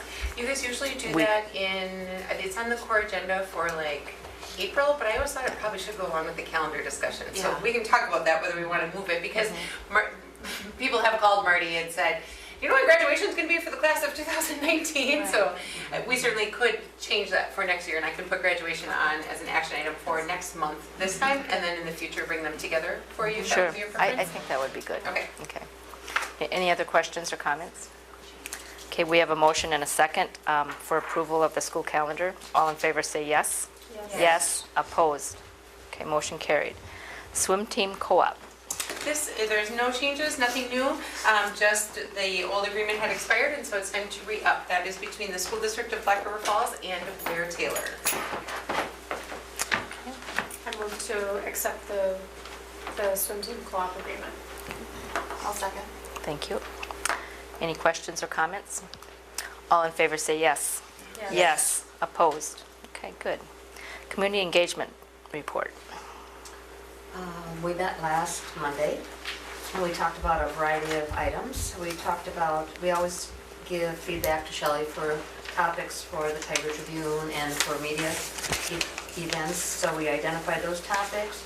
We looked at the strategic plan report card. We also heard a little bit about technology, how they're trying to get more parents involved in our technology that we're using, and some ideas of maybe even sharing with students, our students on our tech team going out and at open houses and things and helping parents sign up for some of the apps that we use for technology. We heard about the presentation that Jill and Shelley and Stephanie are giving at the state WASB convention starting tomorrow, and that sounds very positive for our district. And we also heard about a business partners roundtable that's happening on February 28th, where businesses are invited in and they'll have teachers sitting at the tables, and we'll talk about what we can do for them and what they would like us to do, so we brainstorm some ideas for that. And Scott, was there anything else that that we did that I missed, or Joe? Okay. Volunteers for the 28th. Oh, we need volunteers for the 28th. Should be good. February 28th for that business roundtable. And it will be at what time? I can't remember what time. 12:30. 12:30 and it would go until about 2:30. We're looking for district staff people to kind of sit interspersed with the businesses that are here. So if you were available, that'd be great. Okay. Okay, thank you. Okay, there's no action on that, and we'll move on to employment recommendations. You received those in your packets, and I'll ask Dr. Severson to just talk a little, Sure. summarize those. Sure. So the new hires, we are very excited to bring. We're excited to bring Kellen Holden on as our new high school counselor. We'll be starting this first part of the year has been working at Holman High School as a part-time school counselor. That's his first position, and so we'll be transitioning at the semester to start in Black River Falls, and the interview committee is very, very excited to have him on board. And then most recently, if you recall, September 1st, Sean Moretti resigned from Fayette, and it is tough to fill education jobs mid-year. So Mr. Leadholm, who had retired last spring, helped us out for first semester as a long-term sub, and we had this position posted for the whole first semester, and we have secured, I'm not sure how you say the last name, Mark Lehner? Lehner? He comes to us with about 20 years of teaching experience, is interested in moving to the area because his children currently reside within Rough region here, and so he is very interested in getting involved in coaching several sports that he's got a lot of varsity experience at, and from what I've heard from some of the people on the interview committee, he's just one of those really motivational guys, so we're excited to have him join us, and he also will be starting second semester, so next Monday. Good. Any questions or comments on employment recommendations? Okay, is there a motion to approve? So moved. Thank you. I'll second. Thank you. All in favor say yes. Yes. Yes. Opposed? Motion carried. Okay, under student success, we have open enrollment class size, actually. So part of the January core agenda and part of state law is that each January, a school board needs to determine how many slots you would have available if families should try to open enroll into our district. And so what we have prepared for you does not put a very tight cap on it. You can see up on the top, we say K-3 ratios of 20 to 1 or under, and then grades 4, 5 is 25 to 1, and 6, 7, and 8 is 28 to 1. Those are not hard and fast like black and white rules, they are guidelines. You can see the gray right here, student-teacher ratio, that is the class sizes with the current number of sections that we have, and so you can see that there is room at just about every grade level for us to take some students that may possibly want to open enroll in. There is the window for open enrollment that opens up next week, I think it's the end of January, early February, but remember that the state changed the law a few years ago that while that window still exists, a family truly could open enroll at any point during the year. They just need to fill out an alternative enrollment application form. They just need to tell us why this is in the best interest of their child. And the whole thing is really kind of an exercise in silliness because you can't legally say no. So they have to fill out the form, they have to apply, you have to approve it, I have to approve it, but we can't say no. So we welcome more people into the district because of course with more students comes more funding and more diversity and more different perspectives. So we're always glad to open the doors to open enrollment. The next page is special education. And that one, the story is just a little bit different. When students that are currently identified as having a disability, so special education students want to open enroll into another district, the laws continue to change along this front as well. A district cannot say no to a special education student simply because it's going to cost them more because of whatever additional services that that student needs. But what the district can do and responsibly should do is look hard at their special ed staffing and see if there are areas or classification areas where they have room for additional students. Now, when you look at the chart, if you'd scroll just a little bit, Jill. If you look at the chart, There are the different categories. Obviously, speech and language, our caseloads are incredibly high. We can't find enough staffing, so we never have room at the speech and language part. Early childhood is that very, very specific age group of kids. They are above 3 and sometimes up through age 6, but early childhood is a very specific population that refers to. But then when we start talking about cross-categorical EBD and intellectual disability, autism, we often have special education teachers who are working in a cross-categorical role, meaning they don't just have intellectually disabled students, they have some learning disability, some emotionally behavior disturbed, so it kind of crosses all those different categories. We have a growing special education population, and so with our current staffing, we do not believe that any of our caseloads can afford to get any larger. So we are recommending that the answer is we don't have room for any students to open enroll in that are special education. The other document that I included just for your information, you don't have to go to it, Jill, but there are rules over, even if the board says that we don't have room for special education students, we can't just say no because a student has a disability. We have to request their IEP. We need to look at what services are guaranteed to that student as a part of that IEP, and then we have to go to that grade level and the teacher that student would likely be assigned and see if it is manageable to add one more or if it is not. So just saying that we don't have room for another number, and I think part of that rationale is that while no two kids are created exactly equal, when it comes to special education needs, that is even more significant. When we talk about an intellectually disabled student, it could be a student who is non-communicative, tube-fed in a wheelchair versus a student whose IQ is below the norm. And so those two students certainly require different one-on-one resources from the staff. And so that's why we can't just say no special education students. We can say that our programming is full, but anytime a student would apply, we would have to get a copy of their IEP, look at exactly what was promised to those services, and then see if there's any way that we could possibly make that fit. So I just wanted to clarify because that was not past practice, and so that will be a change moving forward.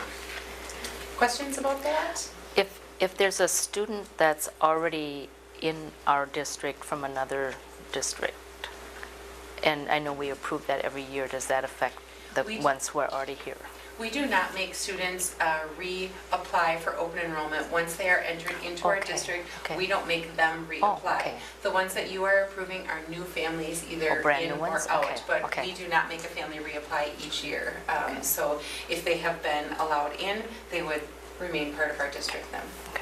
If we have a student that we've allowed in, open enrolled, and then they do have the become on the students with disabilities list, is that We've already accepted them as our student, and so we wouldn't kick them out of that. okay.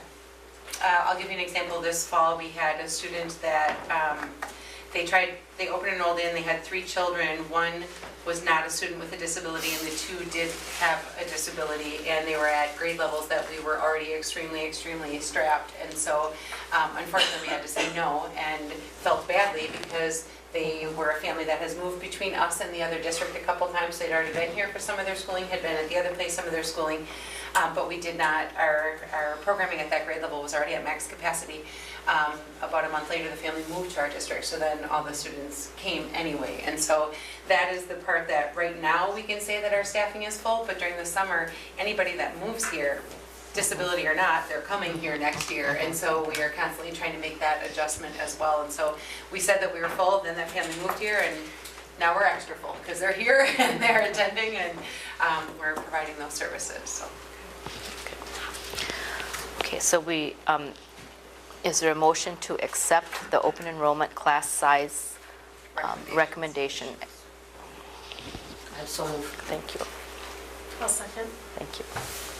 Any more discussion or questions? All in favor say yes. Yes. Yes, opposed. Motion carried. We have Student Success Board report. There wasn't a meeting, right? Oh, right. Yeah, okay. Yeah, okay. Okay, let's move on to Finance and Facilities, and you received the monthly expenditures in the packet. Does anyone want any of those brought out or highlighted for discussion? I just have a question about one that when I was looking through, I see that we're still paying, do we pay Leslie University every year for, Yes. yes? Steph, can you speak Did more to you that ask one? to? Patty asked me before the Oh. meeting as well about Yeah. that. So it's quoted as affiliation fees, but what it goes to cover is our literacy coaches have gone to training. So they go for a week of training, and so that's what that covers. Okay. Is that anticipated to continue every year then, Stephanie? Well, when we had 4 literacy coaches, we did like an every other thing. Now that we're only down to 2 literacy coaches, they have gone every year up until this point, but as far as looking forward, we've talked about every other year or perhaps not at all if funds don't allow, and so. Much of their training has been paid for out of our Title I dollars, our federal entitlement. Those dollars have gone down for next year, and so we're looking hard at that professional development that's come out of that grant in the past, because if we don't have the dollars, they don't travel. So.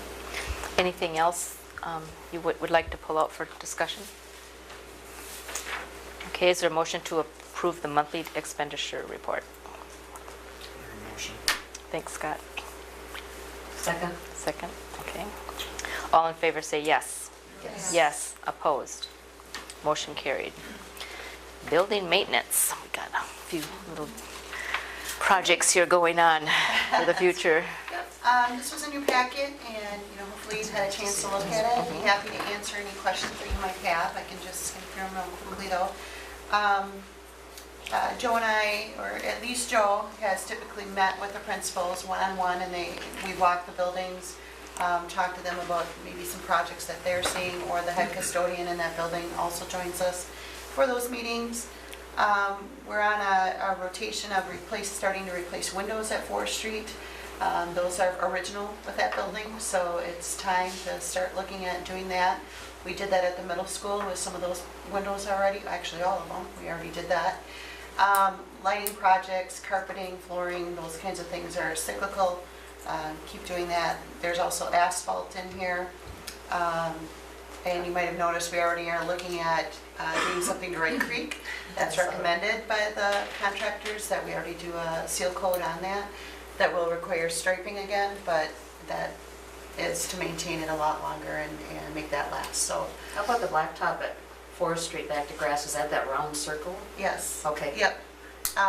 Mr. Stanley asked, could we get some more green space out there? And I don't think the kids use that as much as what it was formerly intended for a K-5 playing kickball and things like that. And grass would be better.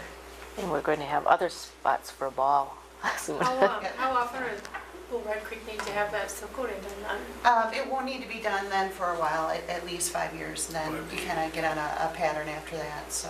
But they said when it's new, you're supposed to do it shortly thereafter, and then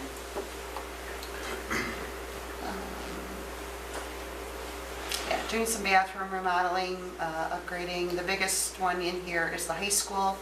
We kind of had abandoned that work a little bit, but we need to get back to doing some roof replacement there. I think you saw pictures either last year or the year before where we had some tenting at the parapets of the walls. So that the roof is pulling away, that rubber is, so we need to start getting back at that. We fix leaks every year there, and time to start doing some more. We're going to be doing the same kind of roof that we did at Red Creek, which was not the original plan that we had for roofing, but at double the cost, we can't go with the original plan that we had for those 40-year roofs, so we're looking more at a 20 to 25-year roof again. So I see that, was it humidifiers for the locker rooms? So whatever was done down there. dehumidifiers, right? Yeah, that's what I meant to We say, got yes. plenty of humidity down there. So whatever was done when work was done at the high school wasn't a permanent. We don't have nearly the standing water that there once was, but it is just moist down there is the best word for it, especially when it gets so humid in the summers, and it's not being used, so it's not even being aired out regularly. It just gets really, really moist down there. These are, we do have dehumidifiers down there, but they're the plug in the wall. These are more commercial. We are hoping to get them attached to the wall so they can't be, messed with or turned off because they're too loud or whatever. So, I'm sorry? Self-draining. Yes, yeah, exactly. So if we can make that work in the confines of what we have, that's right now they have the dehumidifiers and the fans that they try to keep running down there in the summer. And then anytime there's like an athletic camp or anything going on in the gym and it's so hot, they go and grab like every fan, every whatever, and they bring it up there and then they don't put it back, and then the humidity goes crazy again down there. So something more permanent would be helpful. But we don't have the standing water issues that we used to. Oops, sorry. I'm having like insufficient memory on my computer. I don't know what's going on. So sorry, there's 2 more pages, but. It's all your games. What's that? All your games. Yeah. Oh my Just God. practicing cahoots. Just gonna increase that time. Yeah, so the other biggies were, like I said, at Red Creek was the asphalt PCI. Anything else you have, Shelley? How about the workroom at Forest Street in the LMC? Where is that going? We were looking at a section of the LMC near the other rooms, just dividing it off. Mr. Stanley, that was for some small group space in the LMC, work with students. I know Joe and you had talked about putting like a workroom kind of Yeah. area in there. Correct. I don't know if you guys are familiar with how, on the southwest corner of the LMC, we use that as a work area right now with just a table out in an open area. Some of this would be contingent upon a schedule change that we would implement for next year and spaces that might be needed. So it's not a total recommendation at this point until we've solidified some of those schedule changes that we would like to make. And if other space does not become available, what it would entail is 2 walls basically to enclose a small work area and with a door and maybe even another window, because there's a window in that particular area, I think, to still let light into the LMC area. And then it can be used as a small group instruction area. We're kind of short on that type of space around 4th Street right now. But like I said, it is contingent on a few things yet. Anything else on the list that you?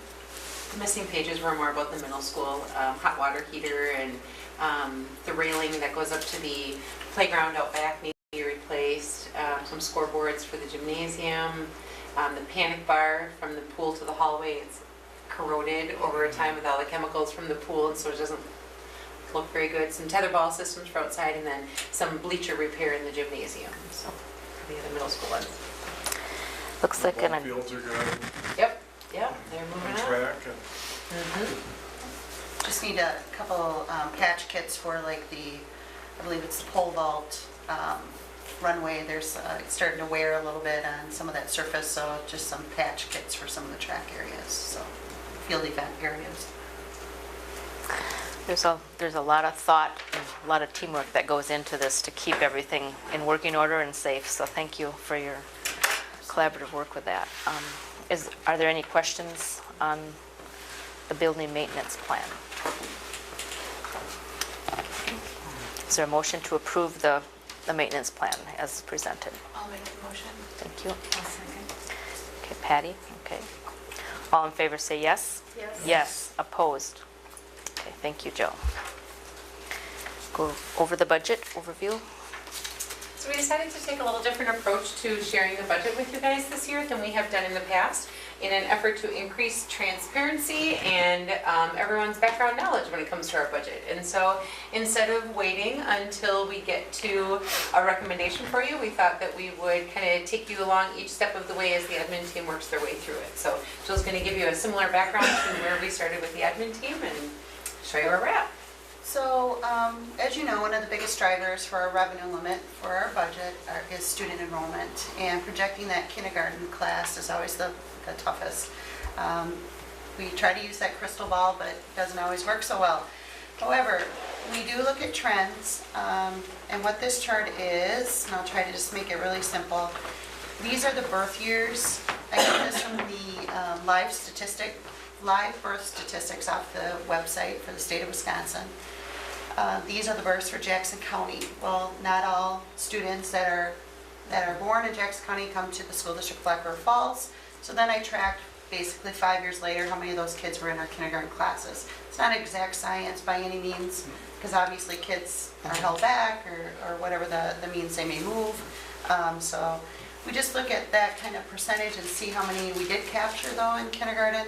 And as you can see, it's all over the map. 59%, 71% of them, of all of these births, come to us as kindergartners. So we try to look at the more recent data, a 5-year average, 3-year average, and those are trending at 52-49%. So about half of the kids that are born in Jackson County come to us as residents for kindergarten. So this doesn't take open enrollment into account at all. This is just resident kids that we get to count for revenue limit purposes. So we are using 118 as our number, and you can see on this chart, let me slide over. These are enrollments from this past year. These are the actual 17-18 resident students. We used to say our average class size is 125 to 130, and then we'd have some blips of 140s in there as well, and some dips of 113s. The last couple of years, first grade is at 118 this year, residents, and kindergarten was at 117 residents. So again, we're being on that more conservative or more recent trend side and using the 118 kids. Our revenue limit FTE that we use this year, that means that 4-year-old kindergarten and early childhood are only counted as a 0.5. We don't get to count 1 for them like we do every other student in the district. So that's why instead of 1803, that's the number of heads in our district, 1743 is the FTE. When I run the new 118 through this is a model that I use that can do projections of enrollment different ways. When I run it through here, using the 118 for 18-19 kindergarten, it's giving us a FTE of 1714 for the revenue limit. So that's a drop of almost 30 students. So that's one thing that we have to factor into the revenue limit for our projections for next year, is this huge drop in students. We do get a little bit of relief in that in what's called a declining enrollment exemption on the revenue limit. So you don't take it's designed so you don't take the full hit of all those kids dropping at once. So there is some relief. However, we still started in the hole when we're doing our forecast model. This already includes the 2% for salary. I wish I had a number and I can't remember what it was. But we were already in the hole before we even added the 2% salary pool in for our career advancement for our teachers and for all of our other staff as well. This is just looking at 2% salary pool and then 0% on the health insurance increase. And as of right now, we're looking at both our current renewal for our current plan, but we're also looking at that co-op model. I think we talked a little bit about that here last time. Looking at the co-op, seeing what opportunities exist for us going with those other districts in a co-op model. So $323,000 is the deficit that we'd start at. If we didn't go with a co-op or a health insurance increase was about 10% for our renewal, we would be at a $608,000 deficit. If we went with a co-op, and which would be awesome if our health insurance premium did decrease, which is possible because the current co-op members are paying quite a bit less than we are right now. They're about $200 less for family plan. So even if they had a 5% increase in that amount, we would actually have a decrease in our health insurance costs. So then that brings us down to a $218,000 deficit that we'd start with. The other thing I want to point out is this is cumulative, so if we don't fix this $218,000 next year, the year after, so 1920 becomes $1 million deficit, $1.4 million, and so on. We are very hopeful that there is some relief. I think you might have seen in the legislature talking about the low revenue increase again. They had not approved that this past budget cycle, but now it's being talked about again for next year. That would mean our per pupil amount is $99,296 per pupil. It would mean that anybody over $9,300 would get an increase, or I'm sorry, $9,400, you'd go to $9,400. So we'd get just over $100 per pupil. However, it's not quite just straight math that you get $180,000 based on our 1,800 kids, 1,800 times $100. That declining enrollment exemption offsets that a little bit. So, but it would be an increase, and in future years, it'd be another $100 each year. When I'm doing these models, I'm doing a $0 per pupil increase. So it would be significant in future years for sure. And it's something that we'll have to keep our eye on and see what happens. And so if you look Fantasy Island and say if the legislature does approve the low revenue spending, and if, I mean, it's Fantasy Island, our health insurance does come in at a decrease, if you scroll down to the bottom, we could be starting with a deficit of less than $100,000, which would be the first time in, boy, as long as I've been at the admin table, so 15 years. That would be the smallest reduction we'd be asked to make that year. So that is, the whole admin team is hoping and wishing and crossing fingers to make that come to fruition. So we wanted to give you this background because a couple things. Jumping off of our conversation that we had with Brian Brewer this fall when we talk about a revenue limit override, if we are to seriously look at the reductions that we've made over the last 10 years, and that is something that we will bring to you guys again. I think last year we shared up until that point. But if you look at the amount of reductions that have been made over the last 10 years, to look at another $1 million out of our current budget, I can't think of a way that we would get there without drastically impacting programming or class sizes. And so as we talked about, you don't have the authority to make that happen. You have the authority to go to the community and ask them for their approval in making something happen. And so I think that regardless of what happens, when you look at the amounts moving over on that column or on that spreadsheet, we're going to have some conversations because it feels like we piece one year together and we all breathe a sigh of relief, like, oh, we made it through that budget cycle, but dang, that next year looks really rough. And you know, the problem with school finances, there's so much crystal balling. We don't know for sure how many kindergartners are going to come. We don't know what the legislature is going to do to school funding as we move forward. It's possible that they do their low revenue exemption this year and then maybe something drastically changes in school funding moving forward that we don't find ourselves in that boat. But I do feel responsibly that we have to at least be keep our eye on that ball because it can't come up and surprise us. I don't know how many of the admin would come back to the table if I said, well, now we have to cut $1 million for next year. And by the way, we only have like 20 less students. That, you know, it just doesn't come easy at that point. So we wanted to share that with you. Also wanted to just tell you how we go about the budget process. We start with, Jill has another spreadsheet. Imagine that, Jill and her spreadsheets, with all their formulas built in there. And so we start with, does anyone have any ideas for areas that we could possibly reduce? And then in the same vein, just because we've always done something doesn't mean we should always do something. And so then, does anyone have any wishes? Knowing that we have to make some cuts anyway, are there things that you think that we should consider reprioritizing? And so tomorrow we have a very brief admin meeting before we head down to Milwaukee, but each of the principals or each of the admin who put something on as an ad at our last meeting is going to come with some rationale for the rest of the group as to why they would advocate for that piece being added. And so we just keep working through that process with here's some possible reductions, and sometimes we don't know those all up front, and then you know something happens within the district and we find a way that we can react and become more efficient than we had seen before.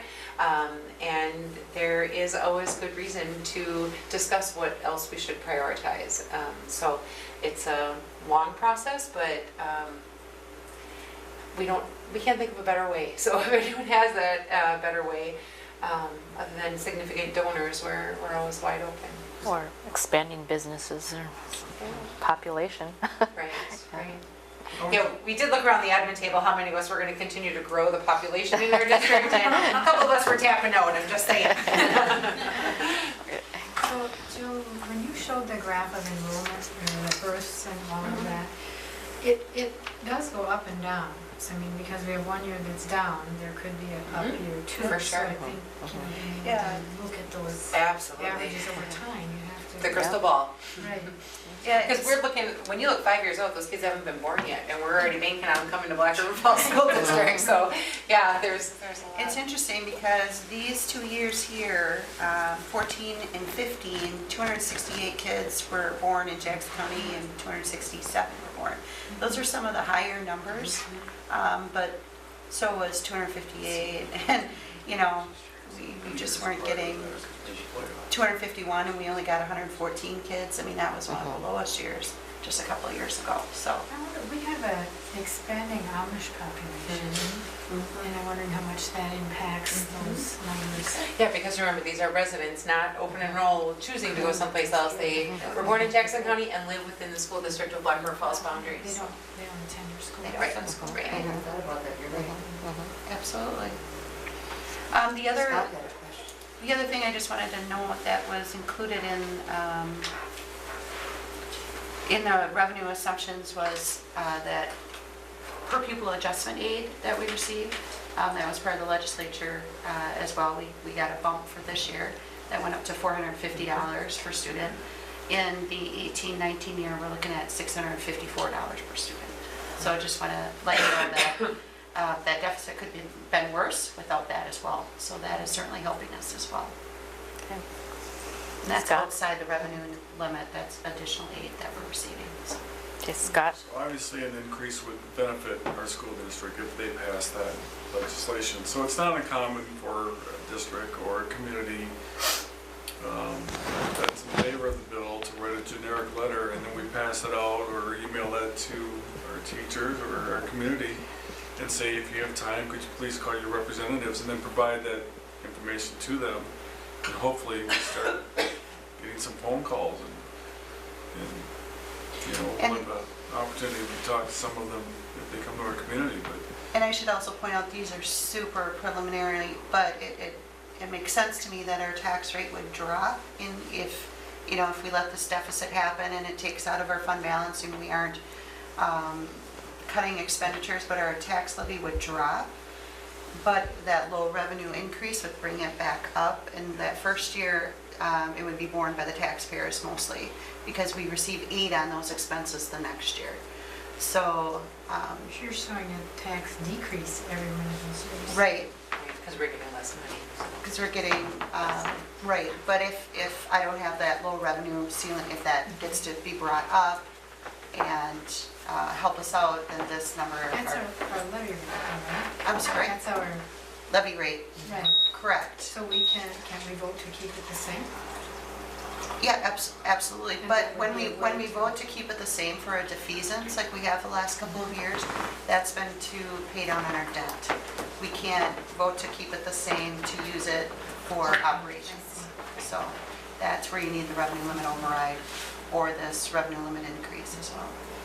To Scott's point, WASB has provided some of those sample letters. I did one and personalized it a little bit and sent it to the admin team, and I know some of them did it, but if the board was interested in a letter advocating for that, we certainly could draft one and pass it as a resolution by the board. If you were interested in doing that, I'd be happy to draft it, and you can take a look at it next month. That does make a big influence on legislators when they receive something on behalf of a full school board. So are people interested in supporting that? Okay, because we can certainly make that happen. I just wanted to point this out because a whole dollar, that gives you a lot of room, even if you did approve, even if we did receive that revenue limit They're increase. talking about it again. Yeah, very it is good, the conversation, yeah. And outside of the biennium, I mean, Right. really, I was afraid we'd have to wait 2 more years, so that's very good. Okay. Thanks, Jeff. Yep. Okay, any To be questions? continued. Any more questions on the overview that we've been given on the budget? Okay, we'll move on to the audit report. This is that riveting bedside reading Yes, that yes. you've all been dying to have. I've got a, For our annual meeting each fall, you get that one-page summary. That is part of our annual meeting booklet that is really a brief overview, a summary of the audit report. You now have the full, complete audit report for your perusal. Jill, was there anything that you wanted to pull out? What I had included in the packet wasn't the financial statements, or those are yours to look at as you want to. We're not going to go through those tonight, but what I wanted to just pull out was the audit communication to the board that was in the packet and just highlight some of the things that the auditors wrote there specifically. They mentioned everything's good. We don't have any findings. We don't have any bad things in our report, so that's really good. Just in this management letter that they call it, they again noted how we do adjusting journal entries at the end of every year. They want you to know that. We do them every year. They may find things that they want us to change the coding on or something and list those for us, and we make those entries.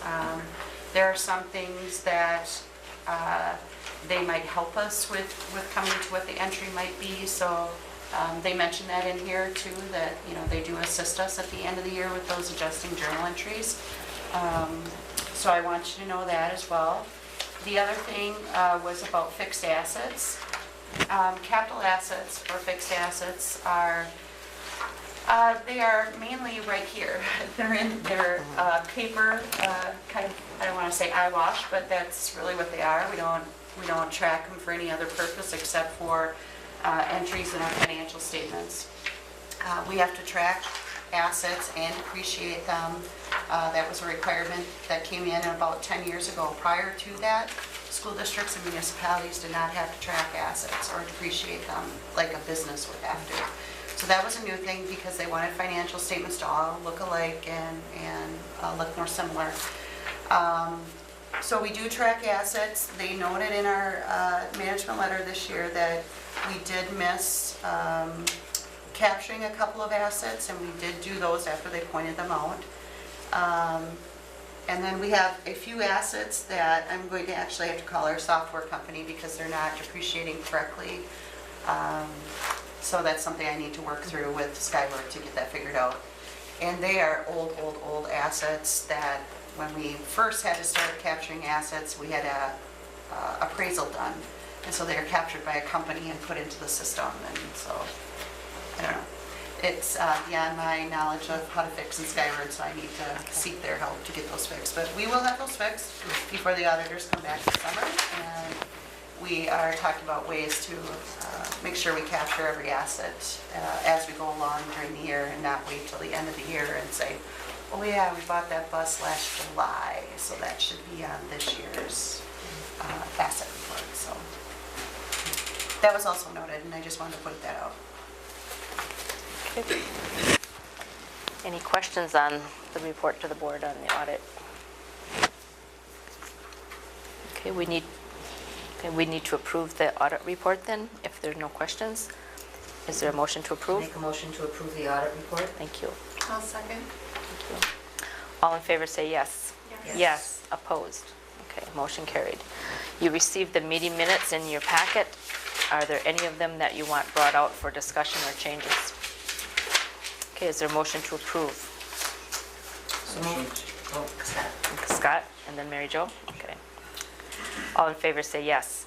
Yes. Yes. Opposed? Okay, motion carried. Dr. Severson's report. I have two things for you, one of them extremely celebratory. Sue Home has been named the Wisconsin School Counselor of the Year.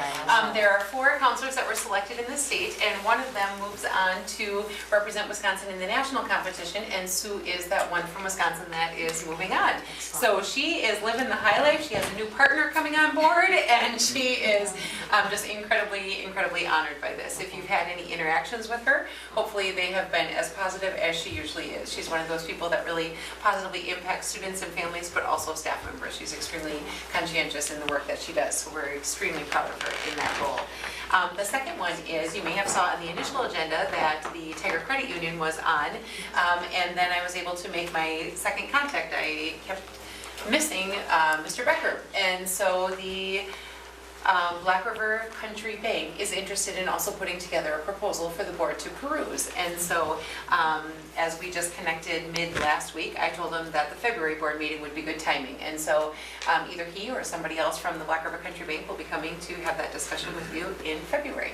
So then I took the Tiger Credit Union off of the agenda because you didn't have all the information to make that decision. So I also spoke with the Jackson County Bank, John Drace, and he said that he was extremely appreciative that the board was interested in gathering his thoughts again on the topic, and said that they were not interested in putting together a proposal, wanted to go be duly noted that he disagrees with the board's decision to allow one company, one lending institution to have captive audience of our students, but he certainly held no hard feelings. The Jackson County Bank, as I pointed out to him, they support our kids at that bank shot, which is a very big deal at halftime of many of our games, and that is something somewhat proprietary to them that many of the students see, and he's a fantastic partner and was not at all upset about it, just wanted to go on record as having said that. So in February, you will be getting the rest of that information from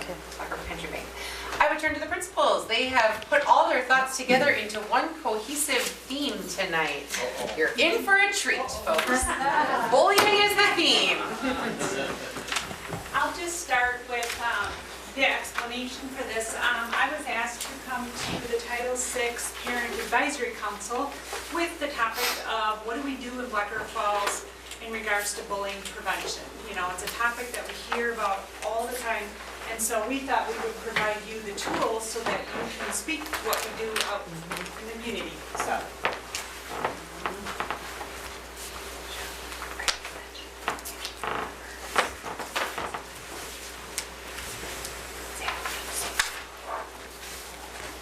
Okay, so, I'm probably using the microphone right Sure, I forgot.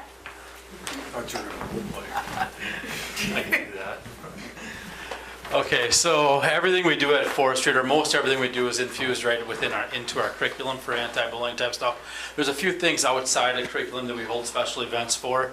And so what we did is we made a quick list of things that happen not only at Forest Street, but at the other schools to kind of expedite the process. Because you're going to find that throughout this presentation, there's a lot of stuff that goes on for anti-bullying in a school.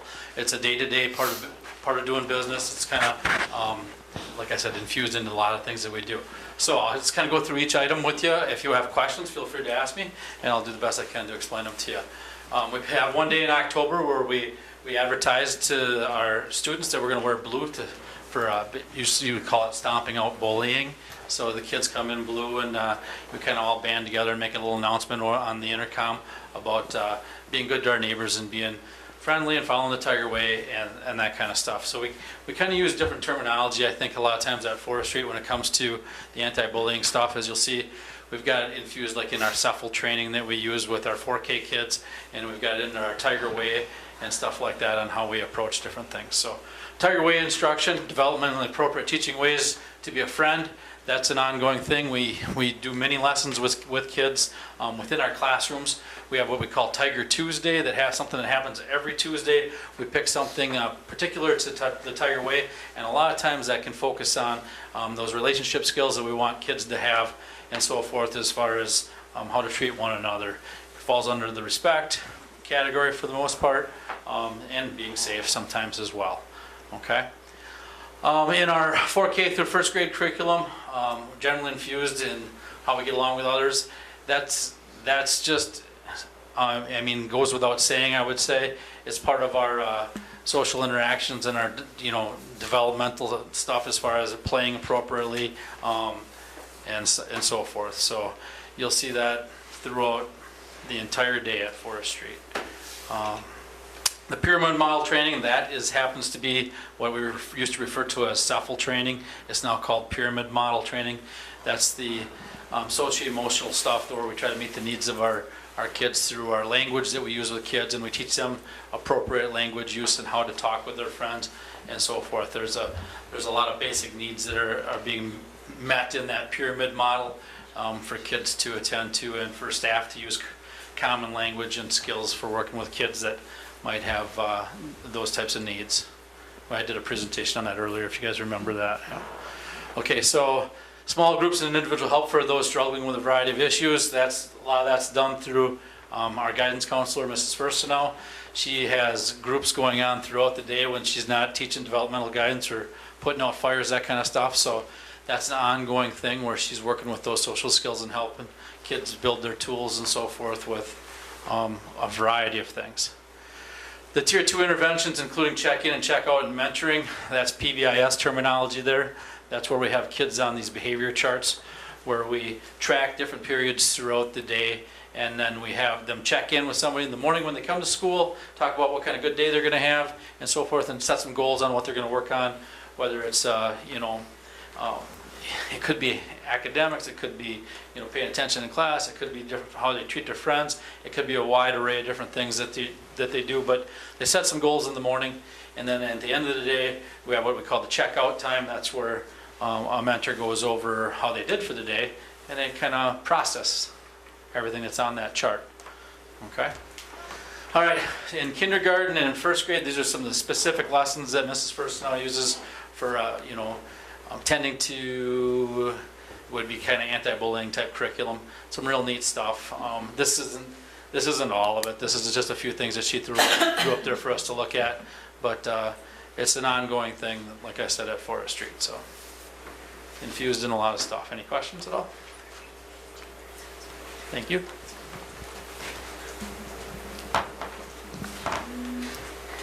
And next we'll move to Red Creek. So you're going to start seeing some repetition in some of these activities because we do try to unite as a district with some of these, especially the second one, wearing blue. We do that at Red Creek as well. The first one, through our guidance counselor, Mrs. Maddie Van Zandt, she covers a variety of lessons, 2-5, that she covers conflict resolution, friendship. And one of her big goals is to start incorporating some of the vocabulary that goes along with bullying and defining some of these roles. So you'll see that she uses the word upstander. She talks about bullying. What is it? And what do you do if you see and hear it? How do you get help and tips to stand up to bullies? In our building, I think one of the hardest things for kids is trying to figure out what is bullying and what is a really mean situation. Like it was just a kid that was really mean and really cruel. But is it bullying and the difference? And so, and honestly, I think many times that leads to a conversation with a parent at home or families and helping them understand the true definition of bullying. And we also have the Tiger Way instruction, teaching them how to be a good friend, as Chad talked about. Much of our counselors' day is spent in small groups. We have a target time where we talk about reading and math interventions in our building, but that's also a time where our school counselor takes different groups of kids. She'll have friendship groups, she'll have new student group,